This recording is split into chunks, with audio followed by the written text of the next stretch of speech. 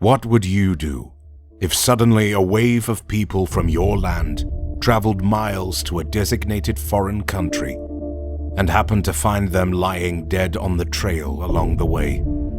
You can't contact the police, the CIA, or the FBI because they don't exist, as this takes place over 900 years ago.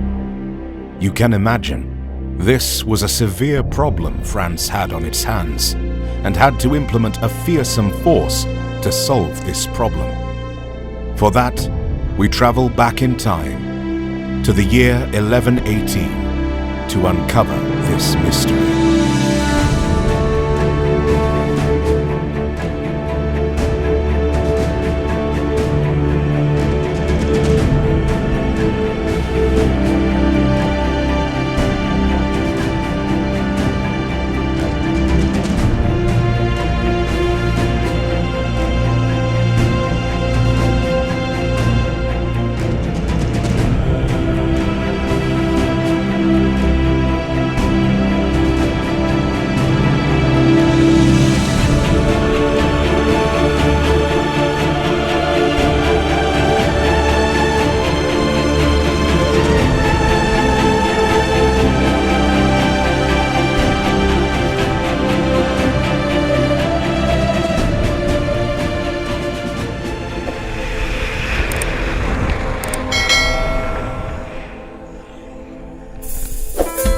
In the year 1118, Christian pilgrims from Europe were venturing across the continent to visit the Holy Land to seek religious sanctuary. However, after being notified that the pilgrims had never shown up, France found out an onslaught of bodies were laying massacred on the road to Jerusalem, and that they were those of the missing pilgrims. Muslim bandits had been stalking the travelers and would ambush them, ultimately leading them to their demise. A French knight named Hugues de Payan approached the king of Jerusalem and proposed that action had to be taken to prevent this from happening again. Enter the Order of the Knights Templar. Hugues presented the king with 9 well-trained French knights and informed him that it would be essential to develop a guard to accompany these pilgrims from now on. The king agreed and employed the fearful counter-terrorism unit, and seemingly these men would single-handedly put an end to these atrocities. They were essentially medieval Green Berets, predominantly trained in cavalry-style battle. However, we also find references for lion hunting being acceptable to develop tactical approach and close-quarter combat for these knights. As lions presented a severe threat to pilgrims in the Holy Land, it was essential to remove them further. Their heavy armor portrayed them practically as walking tanks and granted them a defining appearance.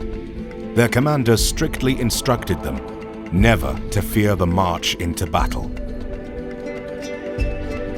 We find a quote from an eyewitness who had witnessed them charging into battle versus the Arabian leader Saladin.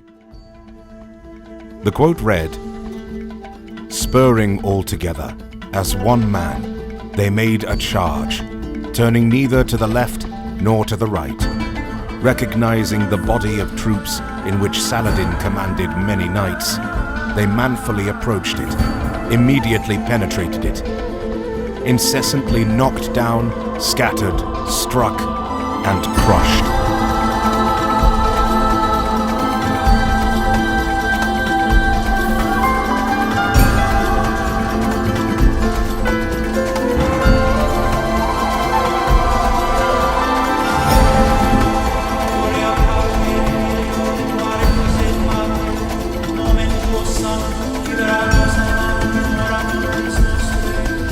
Saladin was smitten with admiration, seeing his men dispersed everywhere, everywhere turned in flight, everywhere given to the mouth of the sword.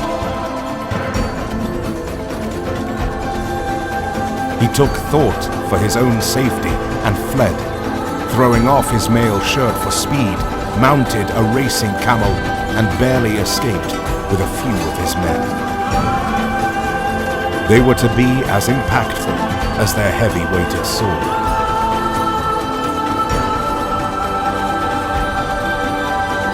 Which was designed to inflict damage regardless if its cutting edge did not penetrate. An interesting fact, unlike in the popular video game series Assassin's Creed, where the Templars were victimized, the real man who founded the Order of Assassins, named Hassan Sabah, never wished to challenge the Templars. He founded common cause with them, and saw no reason in waging war, as even if a Templar leader died, another would take its place. All that being said, the Templars' victories were as legendary as their defeats, and they were every bit as formidable when they were on the defensive. One legendary confrontation took place in the year 1190 at Tomar's castle, the Templar headquarters in Portugal.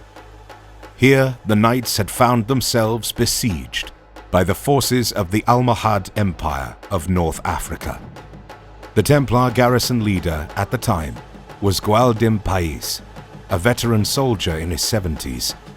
However, despite his age, and despite being massively outnumbered by the infiltrators, he and the knights held out for days on end, resisting the Almohad attempts to breach the castle walls, fighting back to such a lethal extent that the entrance to Tomar became known as the Gate of Blood.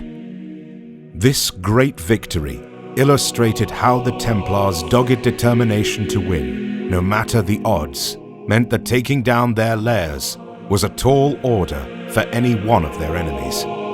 Whether on the offensive or on the defensive, these holy warriors were always a terrifying force to be reckoned with.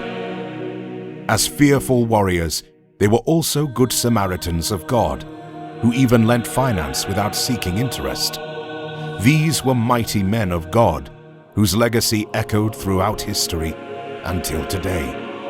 Although many lies surrounded the Templar name throughout history, and much effort went into destroying it, the truth remains. The lot of them were honest and selfless warrior monks. The Vatican finally acknowledged that fabricated lies had killed the knights' reputation and commended them for their exploits. That concludes today's video on Spec Ops. If you enjoyed this video, leave a like and comment on which special forces you want to hear about in the next video. Subscribe for access to all kinds of upcoming secret topics. Deus Vult!